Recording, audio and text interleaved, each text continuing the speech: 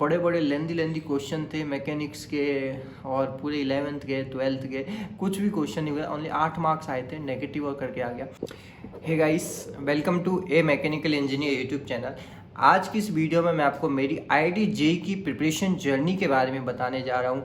मेरे कितने मार्क्स आए थे, कितने घंटे मैं पढ़ाई करता था, किस कारण की वजह से मेरा आईआईटी में नहीं हो पाया, और मेरा पास्ट बैकग्राउंड क्या था, यानी कि 12th में मैं कैसा स्टूडेंट था। सब कुछ आपको इस वीडियो में मैं स्टेप बाय स्टेप शेयर करूँगा, इसलिए वीडियो को अंत तक जरूर देखिएगा। इस 2015 में मैंने अपने 12th क्लास ख़त्म किया था। हिंदी मीडियम से ही मैंने 12th की पढ़ाई पूरी की है, और उसके बाद में मैं 1 साल कोटा में चला गया था। रेजुनेंस में मैंने एडमिशन लिया था, और हम लोगों ने डायरेक्टर से बात करके, रेजुनेंस के डायरेक्टर से बात करके पापा ने थोड़ी फ़ीस भी कम करवाई थी। वो करीब जो स्टूडेंट्स हैं उनके लिए फ़ीस कम करते थे। उसके बाद में 1 साल मैंने जम के मेहनत की थी। मेरा जो क्लास का जो शेड्यूल होता था 9 बजे से लेके 1 बजे तक होता था।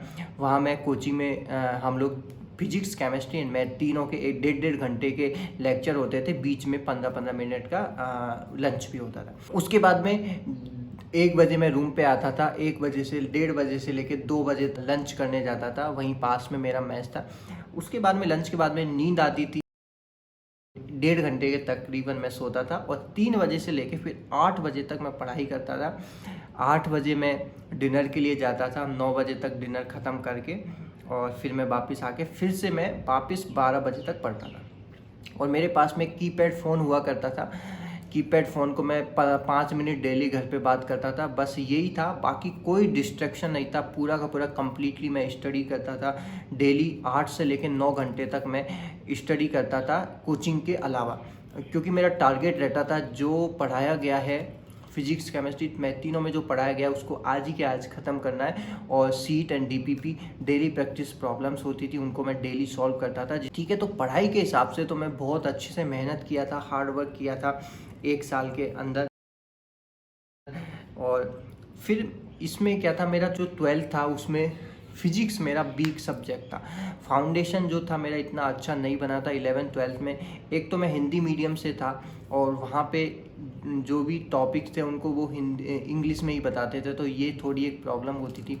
उसके बाद में कॉन्सेप्ट मेरे स्ट्रॉन्ग नहीं थे फिजिक्स में।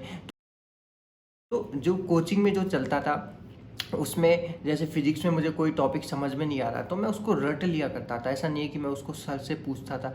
तो ये एक बहुत बड़ी गलती थी कि मैं सर के साथ डिस्कस नहीं करता था। साई एक टाइप से विद्यार्थी था, क्लास में बैठा रहता था। तो ये प्रॉब्लम धीरे धीरे बढ़ती ही चली गई कि कुछ टॉपिक जैसे मुझे फिजिक्स में समझने में दिक्कत है। मेरा बेसिक मैकेनिक्स जो होती है, न्यूटन्स वाले जो क्वेश्चंस होते हैं ना, न्यूटन लॉ ऑफ मोशन हो गया और फ्रिक्शन वाले हो गए, ये मेरे वीक होते ही चले गए, क्योंकि ये मेरे समझ में नहीं आते थे। और कुछ भी क्वेश्चन जैसे घुमा दिया तो मुझसे वो होता नहीं था, तो वो मैं रट लिया करता था। मैं डिस्कस नहीं करता था, पूछता नहीं था। तो ये धीरे धीरे प्रॉब्लम बड़ी होती चली गई, और इसी प्रॉब्लम की वजह से लास्ट में मेरा जेईई एडवांस में नहीं हो पाया। वो मैं आपको बताऊंगा। वीकली जो टेस्ट देते थे संडे के दिन कोचिंग में, तो वो जो टेस्ट देते थे उसमें मेरे एवरेज मार्क्स आते थे। केमिस्ट्री में तो मेरे बहुत अच्छे मार्क्स आते थे, फिजिक्स में बहुत कम आते थे, मैथ्स में एवरेज आते थे। तो वहाँ पे थोड़ा फ्रस्ट्रेशन हुआ होता था। ये सबके साथ ही, स्टूडेंट के साथ में होता है कि मेरे मार्क्स क्यों नहीं आ रहे, क्या मुझसे लैग कर रहा है कि मेरे मार्क्स नहीं आ रहे। और इतना नॉलेज थी नहीं गूगल से कि भाई कुछ जो टॉपिक आपके वीक हैं तो उनको यूट्यूब पे सर्च कर लो, क्योंकि कीपैड फ़ोन हुआ करता था। तो वो खुद से ही मैं उनको उलझा रहता था अपने आप में। 2-2 घंटे उस टॉपिक पे निकाल दिया, लेकिन फिर भी वो टॉपिक क्लियर नहीं हो रहा, तो फाइनली मैं उसको रट लिया करता था। तो ये एक प्रॉब्लम हुई थी वहाँ पे, होती है, क्योंकि नेट का उस टाइम पे इतना ज़माना नहीं था। 2015 की मैं बात बता रहा हूँ। फिर दिवाली के टाइम भी मैं घर पे नहीं गया था। दिवाली भी मैंने वहीं कोचिंग में ही अपना रिवीजन किया था। फाइनली फिर आता है आपका जेईई मेंस का पेपर। जेईई मेंस में मैंने पेपर लिखा था, 3 घंटे का पेपर था। उसमें मेरे 60 मार्क्स आए थे केमिस्ट्री, 60 मेरे मैथ्स में आए थे, 60 मेरे केमिस्ट्री में आए थे, और 40 मार्क्स मेरे फिजिक्स में आए थे। तो टोटल मिला के मेरे 160 मार्क्स आए थे। तो 160 मार्क्स आए थे, तो मुझे आइडिया तो था नहीं क्या मिलेगा क्या नहीं मिलेगा। लेकिन इस एग्ज़ाम में सिली मिस्टेक्स काफ़ी हुई थी। आपको मैं मतलब OMR सीट भरने के टाइम में कुछ मिस्टेक्स हो गई थी। तो जेईई मेंस में तो मेरी बहुत मिस्टेक्स हुई थी, काफ़ी फ्रस्ट्रेट हो गया था मैं उस टाइम पे कि जेई मेंस में मेरे ओनली 160 मार्क्स आए हैं, मुझे क्या मिलेगा। एनआईटी तो अच्छी एनआईटी, टॉप एनआईटी तो मिलेगी नहीं। जहाँ तक मैंने एडवांस के लिए जो मैंने मेहनत की वो आप यकीन नहीं मानोगे। उस टाइम पे एडवांस के लिए मैं गाइस 18 घंटे भी स्टडी करता था एडवांस के लिए। केमिस्ट्री तो ऐसे उंगलियों पे रट दी थी मैंने।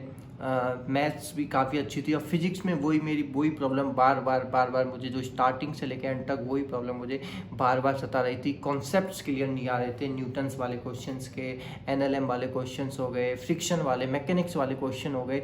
यानी कि जो 11th के जो टॉपिक्स होते हैं ना, ये न्यूटन्स वाले, ये मेरे क्लियर नहीं हो पा रहे थे। फिर भी मैं ठीक है उनको जैसे तैसे करके मैं उनको अपने अंदर बैठा लिया करता था। लेकिन मेहनत उस टाइम पे मैंने बहुत की थी। जेई मेंस और एडवांस के एग्जाम्स के बीच में 2 महीने का टाइम मिलता है। कोटा में रहकर ही मैंने जम के मेहनत की थी। कोचिंग तो उस टाइम पे ख़त्म हो जाती है, आप बस टेस्ट देने जाते हो, बाकी रूम पे ही पढ़ाई करते हो। फिर जेई एडवांस के पेपर का दिन आता है और केमिस्ट्री में तो मेरे बहुत अच्छे क्वेश्चंस आए थे। मतलब कि बहुत कॉन्फिडेंस आ गया था केमिस्ट्री का जब मैंने पेपर दिया था, और मेरे मार्क्स भी अच्छे आए थे, 60 मार्क्स आए थे। उसके बाद मैथ्स में मेरे 40 मार्क्स आए थे। और जहाँ मैं लैग किया था फिजिक्स शुरू से लेकर अंत तक, वही मेरा एक रीज़न बना था कि एडवांस में नहीं कर पाया। क्योंकि उस टाइम पे आपको एक सब्जेक्ट भी निकालनी पड़ती है। जैसे मिनिमम सब्जेक्ट होती है फिजिक्स में, आपको मिनिमम इतने नंबर लाने पड़ेंगे। तो वो मेरे 8 मार्क्स आए थे ओनली फिजिक्स में। क्योंकि एडवांस के क्वेश्चन तो इतने खतरनाक कि आपको क्या बताऊँ, मुझसे तो वो क्वेश्चन हिले नहीं। और पूरे इतने बड़े लेंदी क्वेश्चन थे मैकेनिक्स के, और पूरे 11th के 12th के कुछ भी क्वेश्चन नहीं हुए। ओनली 8 मार्क्स आए थे, नेगेटिव और करके आ गया। तो कट ऑफ क्लियर नहीं हो पाई मेरे फिजिक्स की वजह से, और एडवांस में मैं क्वालिफाई ही नहीं हुआ। रैंक तो दूर की बात है, फिजिक्स की वजह से मैं पूरा एडवांस के पेपर में क्वालिफाई ही नहीं हुआ। तो ये था पूरा 1 साल का जर्नी, और मेरा स्ट्रगल और फ्रस्ट्रेशन ये सब था। लेकिन वो जो पल है, मोमेंट है, वो बहुत यादगार हैं अभी तक। मैं विज्ञान नगर में रहा था और छोटा सा मेरा रूम था, बहुत छोटा सा रूम था। 2500 रुपये की उसकी रेंट थी, 2500 मेस का था। और सबसे अच्छी बात है कीपैड फ़ोन हुआ करता था। आज अब तो टेक्नोलॉजी ज़माना बिल्कुल ही चेंज हो गया है, पूरा स्मार्टफोन वगैरह। और बिल्कुल भी फ्रस्ट्रेशन नहीं था, हार्ड वर्क बहुत किया था। बस एक ही कमी रह गई थी कि जो टॉपिक्स आपके पास नहीं आ रहे समझ में, क्योंकि 11th और 12th मैंने हिंदी मीडियम से की थी। और वो तो वहाँ तो आप पता है कि बोर्ड एग्ज़ाम्स के लिए पढ़ाते हैं, तो कॉन्सेप्ट से तो इतना पढ़ाते नहीं हैं। वहाँ पे वो प्रॉब्लम आती है कोचिंग में जब आप जाते हो, क्योंकि वो कोचिंग वाले आपको ये मान के चलते हैं बेसिक तो इनको आता होगा, तो वो एडवांस लेवल का थोड़ा पढ़ाते हैं। 1 साल में आपको पता है कि 11th-12th का सिलेबस ख़त्म करना है, उनको एग्ज़ाम भी दिलाना है, तो उनको थोड़ा स्पीड से भी पढ़ाते हैं। तो वो बेस कमज़ोर था, और मैं क्वेश्चन भी नहीं पूछता था सर से, डाउट भी क्लियर नहीं करता था। तो वही गलती थी कि लास्ट तक वो यही हुआ मेरे साथ में। लेकिन मैं ये मानता हूँ, कोई एक एवरेज स्टूडेंट है, अगर उसके अंदर जुनून है आईआईटी जेई करने का, आईआईटी में जाने का ड्रीम है, तो वो कर सकता है।